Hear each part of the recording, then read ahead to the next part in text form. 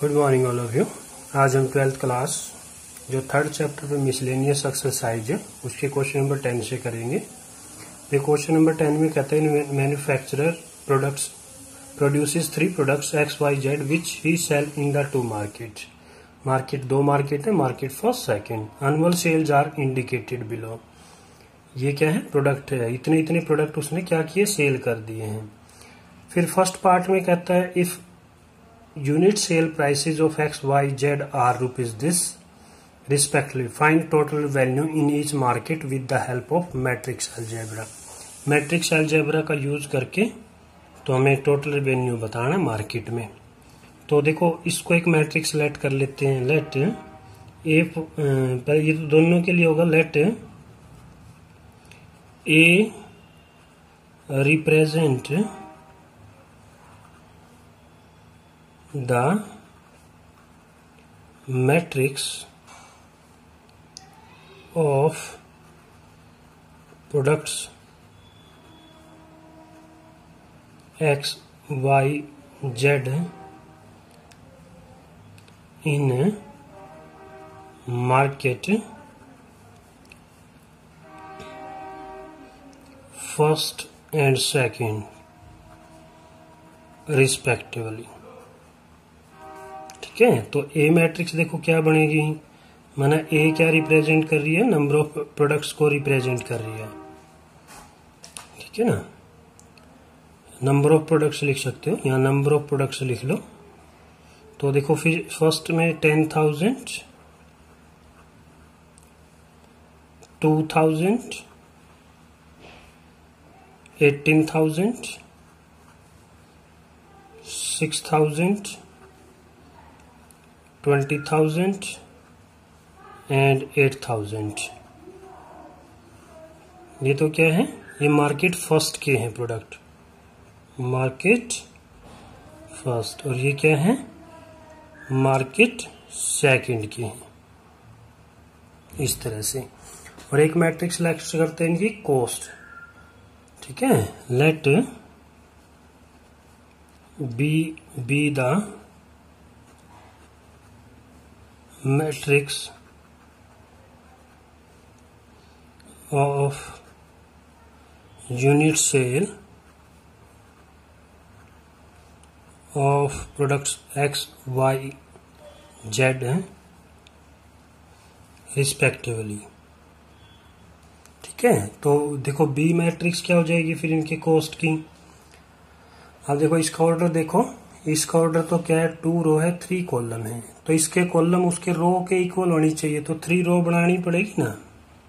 तो 3 रो के लिए कॉस्ट इस तरह से होगी। पहला देखो, पहली कॉस्ट क्या है, 2.50, 2.50, 1.51।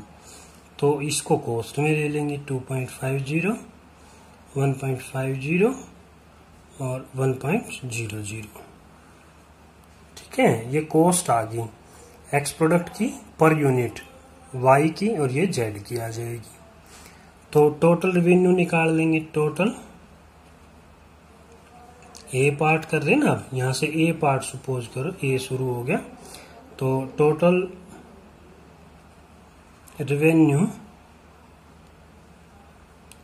इन द मार्केट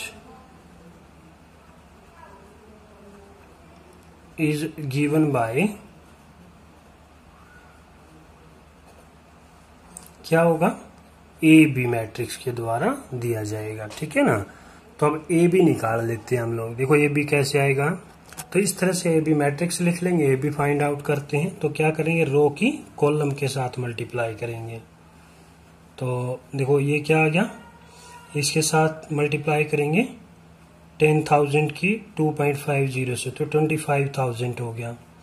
प्लस इसके साथ करेंगे 15 2 जा 30, तो ये 3,000 हो गया। प्लस में ये 18,000 हो गया।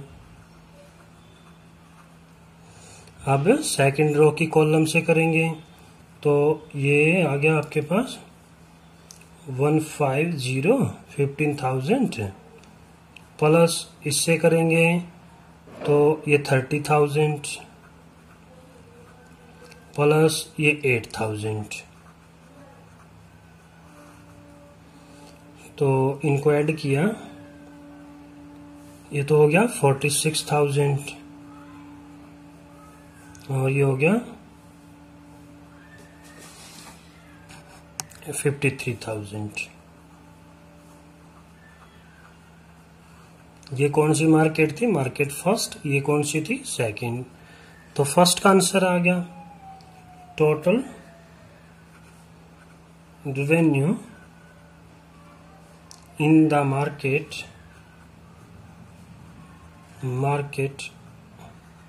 फर्स्ट, वो क्या आ गया आपके पास? ₹46,000।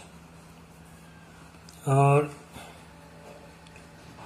Total revenue in the market second market में कितना हो गया? ₹53,000। ठीक है ना। अब देखो बी पार्ट है। बी पार्ट में वो कह रहा था if the unique cost of the both 3 commodities are ₹2, 1 and 50 पैसे respectively, find the gross profit. तो टोटल प्रॉफिट हमें बताना है। फिर तो पहले तो क्या निकाल लेते? कॉस्ट निकाल लेते। तो इसको भी एक मैट्रिक्स लेट कर लेंगे। लेट ए बी तो हमने उसमें लेट कर ली, तो सी ले लेते। Let C be the matrix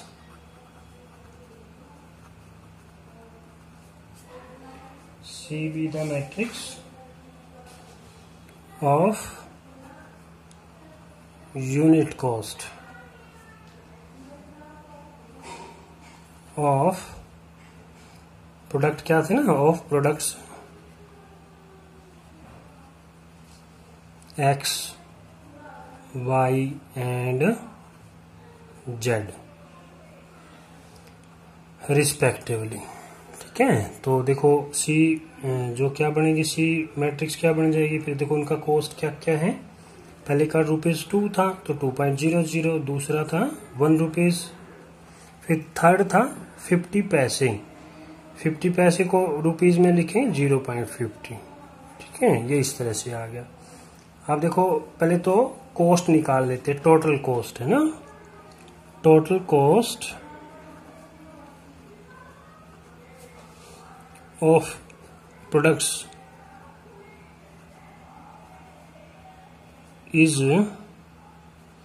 given by, अब देखो कॉस्ट निकालेंगे। नंबर ऑफ प्रोडक्ट्स तो वो ए मैट्रिक्स में थे, ये सी में, तो ए सी के द्वारा दिया जाएगा ना टोटल कॉस्ट।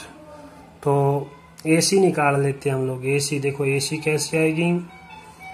ए सी ए मैट्रिक्स लिख लेते हैं। एक बार लिख देता हूं मैं इनको। तो ये मैट्रिक्स लिखते हैं। अब इनकी मल्टीप्लाई कर लेते हैं। रो की कॉलम के साथ करेंगे तो ये 10 का 20,000 बन जाएगा, प्लस 2 का 2,000 और 18,000 का 0.50 से करेंगे ना, हाफ हो गया 9,000। फिर सेकंड रो की कॉलम से करेंगे 12,000 प्लस 20 का 20,000 और प्लस में 8 का 4,000, हाफ हो जाएगा। तो इनको ऐड कर लेते हैं। तो ये बन गया 31,000 और ये बन गया 36,000। ये तो क्या आ गया? मार्केट फर्स्ट का, और ये आ गया सेकंड का। तो देखो ग्रोस प्रॉफिट निकाल लेते हैं ना। बी पार्ट चल रहा है ना, तो इसमें लिख लेंगे फिर gross profit for market first. देखो 31,000 उसने पे किए हैं और इतना टोटल उसको अमाउंट मिला था 46,000। तो कितना हो गया? 46,000 माइनस 31,000, तो कितना हो गया? ₹15,000 उसको ग्रॉस प्रॉफिट हो गया। फिर gross profit for market second market के लिए ग्रॉस प्रॉफिट कितना हो जाएगा? ये 53,000 उसका टोटल अमाउंट थी 53,000 और उसकी कॉस्ट इतनी थी 36,000। तो ये क्या बच गया 17,000 रुपीज बच गया। तो ये इनका प्रॉफिट आ गया। तो ये आपका आंसर हो जाएगा। नेक्स्ट क्वेश्चन है find the matrix x so that 11th question इनका प्रोडक्ट इसके इक्वल हो। तो एक्स मैट्रिक्स हमें बतानी है। तो देखो सबसे पहले तो हम लोग ये देख लेते हैं कि भाई इसका ऑर्डर क्या है। इस मैट्रिक्स का ऑर्डर है 2 रो है 3 कॉलम है। इसका ऑर्डर क्या है 2 रो है 3 कॉलम है। तो देखो इन दोनों का प्रोडक्ट तभी पॉसिबल है जब इसके कॉलम और इसके रो इक्वल होंगे। तो इसका मतलब जो है एक्स जो मैट्रिक्स होगी एक्स मैट्रिक्स जो होगी उसका ऑर्डर लिखेंगे हम लोग। तो इसका मतलब इसके तो रो इतने उसके कॉलम इतने होने चाहिए। तो इसका मतलब कॉलम तो 2 होने चाहिए। फिर उसके रिजल्ट में ये मैट्रिक्स मिलती है। इसके रो इक्वल होने चाहिए। तो इसका मतलब 2/2 ऑर्डर की होगी ये मैट्रिक्स। ठीक है ना। तो लेट कर लेते हैं फिर एक्स मैट्रिक्स को। Let X is equal to A B C D. ये मैट्रिक्स हमने लेट कर लिया ना। तो इसमें पुट कर लेंगे। सो ए बी सी डी यहां रख देते हैं इसको as it is 1 2 3 4 5 6 is equal to -7 -8 -9 2 4 6। तो इनको सिंप्लीफाई मल्टीप्लाई करेंगे। देखो रो की कॉलम के साथ ए की 1 से ए प्लस में 4b फिर इसके साथ 2a प्लस में 5b फिर इसके साथ 3a प्लस में 6b। सेकंड रो की करेंगे 1 से तो c की 1 से c और 4d फिर ये आ जाएगा आपके पास। सेकंड से करोगे 2c 5d फिर इससे करोगे 3c प्लस में 6d इज इक्वल टू -7 -8 -9 2 4 6।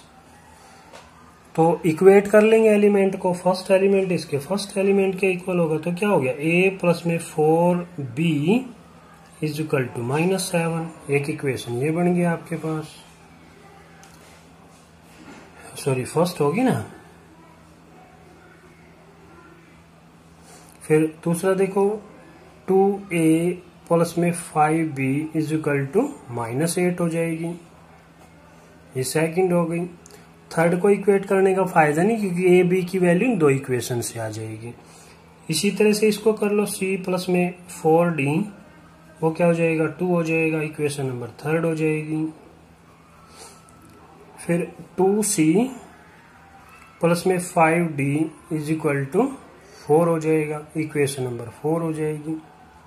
अब इनको सोल्व कर लेंगे। पहले फर्स्ट और सेकंड को कर लेंगे। Solving first and second. First और सेकंड को सोल्व करेंगे। भाई देखो क्या करेंगे। इसको 2 से मल्टीप्लाई करो इसको सब्ट्रैक्ट कर दो। इसको 2 से मल्टीप्लाई किया 2a प्लस में 8b इज इक्वल टू -14। इसको एज इट इज लिखेंगे क्योंकि सब्ट्रैक्ट करना है। तो 5b is equal to -8 minus minus ये प्लस हो जाएंगे। तो कैंसिल हो गया। 3b इज इक्वल टू -6 और दिस इंप्लाइज b क्या आ गया -2 आ गया। भाई इसकी वैल्यू यहां सब्स्टिट्यूट कर लेंगे। फिर सब्स्टिट्यूट इन फर्स्ट में सब्स्टिट्यूट करेंगे तो a प्लस में 4 इंटू -2 तो क्या बन गया -8 इज इक्वल टू -7 और दिस इंप्लाइज तो a क्या आ गया प्लस का 1 आ गया। तो इसी तरह से हम लोग थर्ड और फोर्थ को सोल्व कर लेंगे। Solving third and fourth.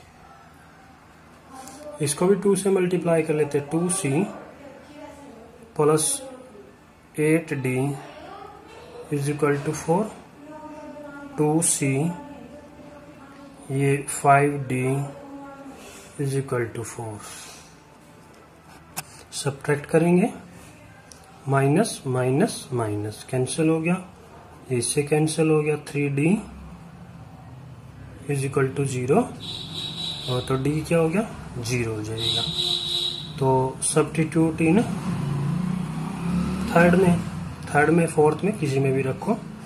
तो देखो ये क्या बनेगा, थर्ड में रखेंगे तो c प्लस में वो 0 बन गया इज इक्वल टू 2, तो c क्या आ गया 2 आ गई आपके पास वैल्यू। तो x मैट्रिक्स आ गई आपके पास। x मैट्रिक्स क्या थी, a b c d हमने लेट की थी, तो a की वैल्यू क्या आ गई 1, फिर b -2, c 2 और d 0। x मैट्रिक्स निकालनी थी, ये हमने निकाल दिया, आपके पास आंसर आ गया। सेकंड है, अगला क्वेश्चन है क्वेश्चन नंबर 12, कहता है if a and b are square matrix of the same order such that a b is equal to b a, मतलब दोनों तरह से डिफाइन है, A B is equal to B A, then prove that by induction that A B n B की n A, further prove that, दो चीजें prove करनी है हमने। तो फर्स्ट ऑफ ऑल तो हम लोग देखो इसको यूज करेंगे, इसको प्रूव करेंगे, दो पार्ट समझ लेते। फर्स्ट पार्ट में हमें ये प्रूव करना है,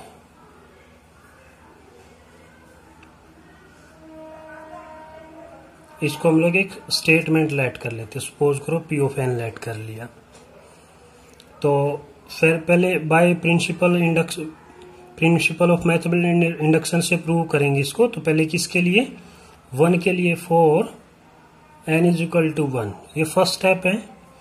तो p ऑफ 1 तो क्या बन जाएगा, ए बी की power 1 is equal to B की पावर 1 a, और तो ये बी ए को क्या लिख सकते हैं, A B is equal to B A है, तो बी ए को क्या लिए ए बी लिख सकते हैं, ठीक है ना। तो A B is equal to A B आ गया, which is true.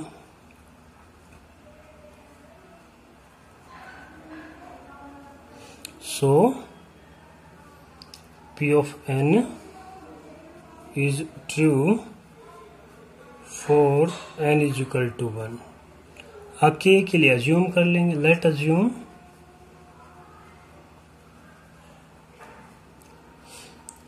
P of n is true for n is equal to k।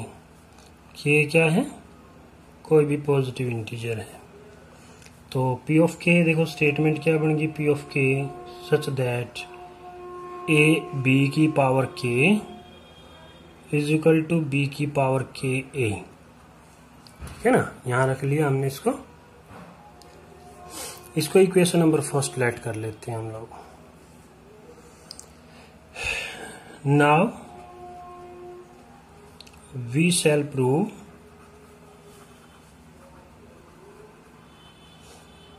P of k plus 1 is true whenever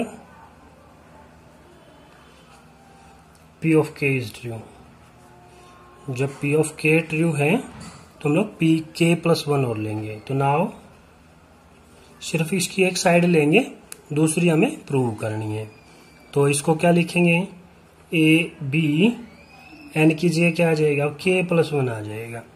माना जहां भी अब लेफ्ट साइड में हमने के एन की जगह के प्लस 1 रखा, तो राइट साइड में भी हम लोग के प्लस 1 ले आएंगे। माना देखो हमें यहाँ प्रूव करना है बी की पावर के प्लस 1 ए, है ना। तो ये प्रूव हो जाएगा के प्लस 1 के लिए भी। तो इसको देखो कैसे लिख सकते हैं, ए बी एक पावर, तो बी की पावर के इंटू में बी, ऐसे लिख सकते हैं ना, पावर के प्लस 1 को एक पावर अलग कर ली 1 और के। अब इसको देखो, इसका यूज कर लेंगे हम लोग, इसका यूजिंग फर्स्ट ए बी की पावर के को ऐसे लिख सकते हैं, बी की पावर के ए इंटू में बी। तो क्या हुआ, यूजिंग फर्स्ट इक्वेशन का यूज कर लिया हमने। तो ये बन गया आपके पास बी की पावर के। अब देखो ए बी की जगह क्या लिख सकते हैं, ए बी की जगह बी ए लिख सकते हैं, ठीक है ना। तो इस ए बी की जगह पे बी ए लिख लेंगे।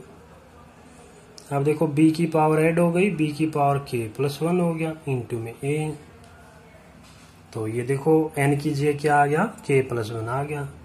सो पी ऑफ के plus 1 is also true, whenever P of K is true। जब P of K ट्रू था तो ये भी ट्रू हो गया। Hence by principle of mathematical induction A B की power n is equal to B की पावर n a, ठीक है ना। ये हमें प्रूव करना था, हेंस प्रूव्ड। ये फर्स्ट पार्ट प्रूव हो गया। सेकंड पार्ट में देखो उसको स्टेटमेंट लेट कर लेते, let P of N such that ना। अब ये और कह रहा है प्रूव फर्दर प्रूव दैट, ये और प्रूव करने के लिए कह रहे हैं, तो इसको स्टेटमेंट लेट कर लेते हैं। एन क्या है, कोई भी नेचुरल नंबर है, ए बी सारी की power n is equal to A की पावर एन और बी की पावर एन। एन क्या है, कोई भी नेचुरल, दोनों में नेचुरल नंबर था। तो फर्स्ट ऑफ ऑल तो 1 के लिए for N is equal to 1, तो देखो ये क्या बन गया, पी ऑफ 1, यहाँ क्या हो जाएगा, ए बी हो जाएगा इज इक्वल टू ए की 1 और बी की 1 हो गया, है ना। ऐसे कर लो चाहे, ये पावर 1 है, कॉम्प्लीमेंट नहीं है ना, ट्रांसपोज है, ये 1 है पावर। तो this implies A B is equal to A B हो गया, which is true.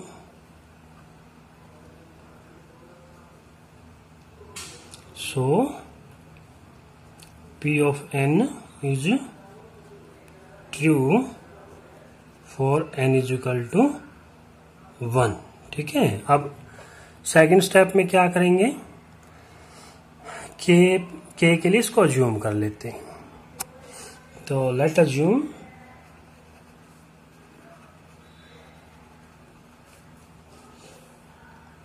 P of n is true for n is equal to k। तो देखो ये स्टेटमेंट में क्या था, a b की पावर n थी, उसकी जगह क्या आ जाएगा, k आ जाएगा, और a की n की जगह k आ जाएगा, b की भी k आ जाएगा, और k क्या है यहाँ पे, कोई भी पॉजिटिव इंटीजर है, ठीक है ना। जहाँ n था हमने k पुट कर दिया है। और इसको क्या करेंगे, इक्वेशन फर्स्ट लेट कर लेते हैं। Now we shall prove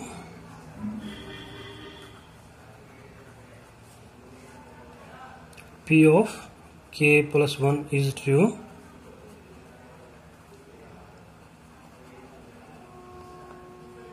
whenever P of k is true।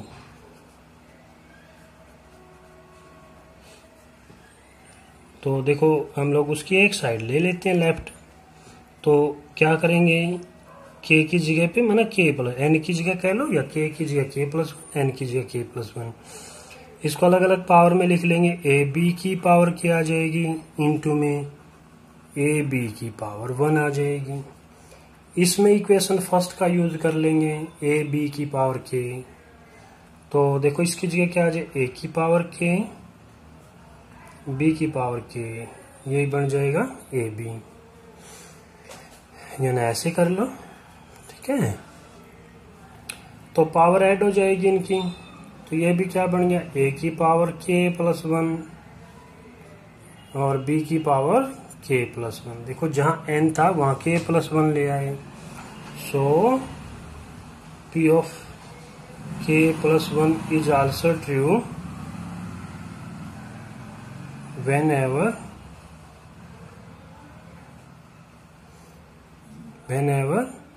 P of k is true। Hence by principle of mathematical induction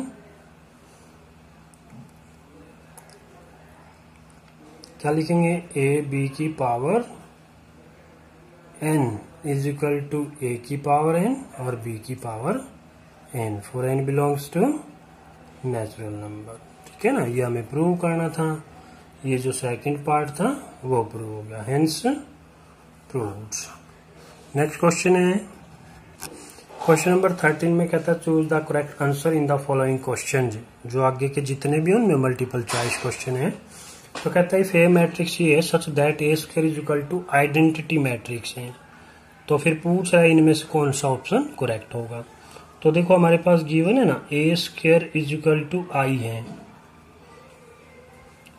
तो ए स्क्वायर निकाल लेते हैं। तो दिस इंप्लाइज ए स्क्वायर को A into A is equal to identity matrix. तो A matrix तो क्या, alpha beta gamma minus alpha, फिर A matrix alpha beta gamma minus alpha. Identity matrix उतना ही ऑर्डर की होगी 1 0 0 1। ठीक है, मल्टीप्लाई करेंगे रो की कॉलम के साथ मल्टीप्लाई, तो अल्फा स्क्वायर ये क्या हो जाएगा,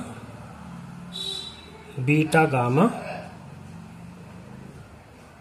और फिर इसके साथ करेंगे alpha beta minus alpha beta. फिर सेकंड रो किसके साथ करेंगे, अल्फा गामा, और इसके साथ करेंगे माइनस अल्फा गामा। फिर इसके साथ करेंगे बीटा गामा, और इसके साथ करेंगे plus alpha square is equal to 1 0 0 1। तो ये तो इससे कैंसिल, ये इससे कैंसिल, तो ये बन गया आपके पास अल्फा स्क्वायर प्लस में बीटा गामा, और ये 0 ये 0, ये भी वही है सेम इसी की तरह का है, beta gamma plus alpha square is equal to 1 0 0 1। Equate कर लो, इक्वेट करेंगे तो हमारे पास देखो ये दोनों एक जैसा ही है, मतलब या तो इसको इक्वेट कर लो या इसको इक्वेट कर लो। हम इसको इक्वेट कर लेते हैं, तो अल्फा स्क्वायर प्लस में beta gamma is equal to 1 है। तो दिस इंप्लाइज, अब देखो ऑप्शन को देख के हम लोग चलेंगे। तो देखो ये दोनों माइनस तो हो नहीं सकते, प्लस तो हो नहीं सकते सारे, क्यों, क्योंकि अगर एक को लेफ्ट या राइट करेंगे तो नेगेटिव हो जाएंगे। तो फिर इसमें देखते हैं 1 है 1, तो देखो इसके अनुसार देखते हैं हम लोग, या इसके अनुसार देखिए, तो ये भी नहीं हो सकता कि ये दोनों प्लस क्या, तो दोनों माइनस होंगे, दोनों प्लस हो सकते हैं, ये भी पॉसिबल नहीं है ना, ये पॉसिबल है। तो देखते हैं इसको, देखो तो इनको उधर ले जाएंगे तो ये क्या बनेगा, 1 माइनस में ये उधर गया अल्फा स्क्वायर माइनस, और ये उधर गया ये भी बीटा गामा माइनस हो जाएंगे। ठीक है ना, तो ये भी क्या आ गया, 0 के इक्वल आ गया। तो ये देखो इसको ऑप्शन मिलाओ तो C option is the correct option हो गया हमारा। ठीक है ना, नेक्स्ट क्वेश्चन है, देखो क्वेश्चन नंबर 14 में कहता है the matrix A is both symmetric and skew symmetric. A matrix क्या है, दोनों है, सिमेट्रिक भी स्क्यू सिमेट्रिक भी। A is a diagonal matrix, zero matrix, square matrix, none of these. तो इसके लिए देखो पहले हम लोग यूज करते हैं सिमेट्रिक है, इफ ए इज सिमेट्रिक, अगर ये सिमेट्रिक है तो इस मैट्रिक्स का ट्रांसपोज क्या होगा, उसी मैट्रिक्स के इक्वल होगा। ठीक है ना, सपोज करो दैट इज, अगर हमने मैट्रिक्स ए को इस तरह से लिखा है ए आई जे, तो इसका ट्रांसपोज है ना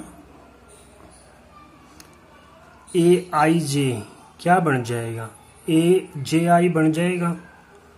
ठीक है ना, रो कॉलम कॉलम रो बन जाते हैं, फॉर ऑल आई जे। ठीक है ना, सभी के लिए ऐसा होगा। और सपोज करो if A is skew, skew symmetric होती,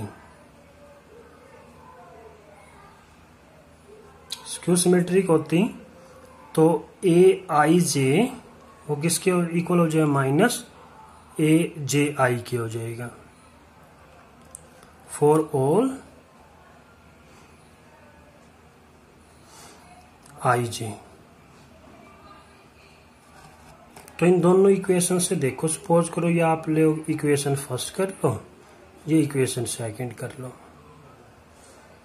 तो ए आई जे की जगह जे आई लिखा जा सकता है, ठीक है ना, या आई जे लिखा जा सकता है। ए आई जे देखो इसमें क्या होगा, ए I J is equal to minus जे आई की जगह आई जे लिख लेंगे, ए आई जे, है ना। ये कहां से आया, from equation first and second से,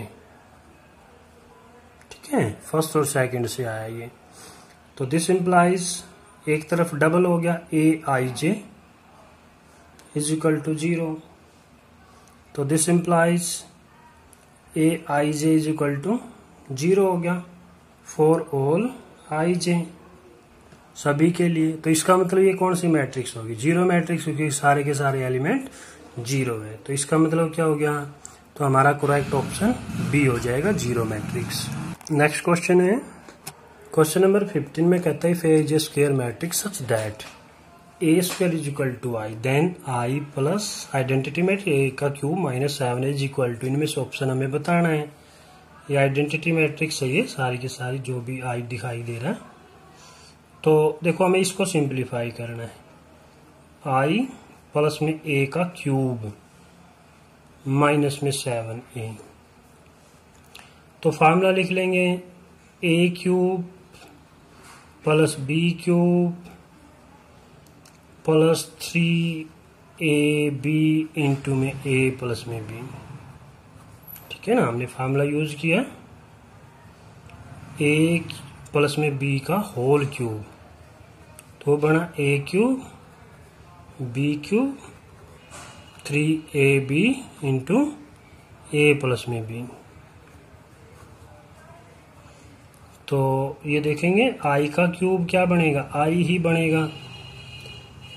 a क्यूब को लिख सकते हैं a स्क्वायर a, इसके साथ मल्टीप्लाई करेंगे 3i स्क्वायर a, इसके साथ मल्टीप्लाई करेंगे 3i a स्क्वायर, ये बन जाएगा। यहाँ लिखा ना हमने, क्या लिखा कि i का क्यूब तो क्या होता है, i ही होता है। कितनी भी पावर आइडेंटिटी मैट्रिक्स की ऑलवेज आइडेंटिटी मैट्रिक्स होगी। तो i प्लस में a स्क्वायर गिवन है हमारे पास, a स्क्वायर क्या है, a मैट्रिक्स है, तो इसकी जगह क्या आ जाएगा, a आ जाएगा इंटू में a आइडेंटिटी मैट्रिक्स ही होगी, a प्लस में 3i a स्क्वायर फिर a। यहाँ लिख लेंगे क्या लिखा कि a स्क्वायर जो है वो a गिवन है हमारे पास, और i का स्क्वायर वो अभी आइडेंटिटी मैट्रिक्स ही होगा, ठीक है ना। इन चीजों का यूज कर रहे हैं हम लोग। तो ये आइडेंटिटी मैट्रिक्स, ये a स्क्वायर आइडेंटिटी मैट्रिक्स से मल्टीप्लाई करो किसी मैट्रिक्स को, मैट्रिक्स इटसेल्फ होएगी, तो ये भी 3i हो गया। यहाँ पे ना ये -7a साथ चल रहा हुआ है, अभी लिखा नहीं हमने, ठीक है। लिखना चाहो तो आप लिख सकते हो साथ के साथ, सिर्फ हमने इसको इसको लिया है अभी तक। तो यहाँ साथ लिख लो -7a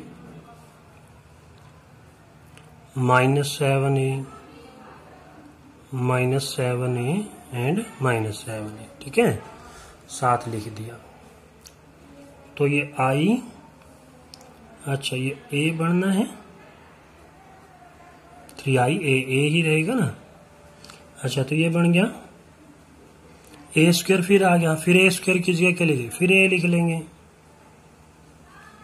3a plus 3a minus 7a।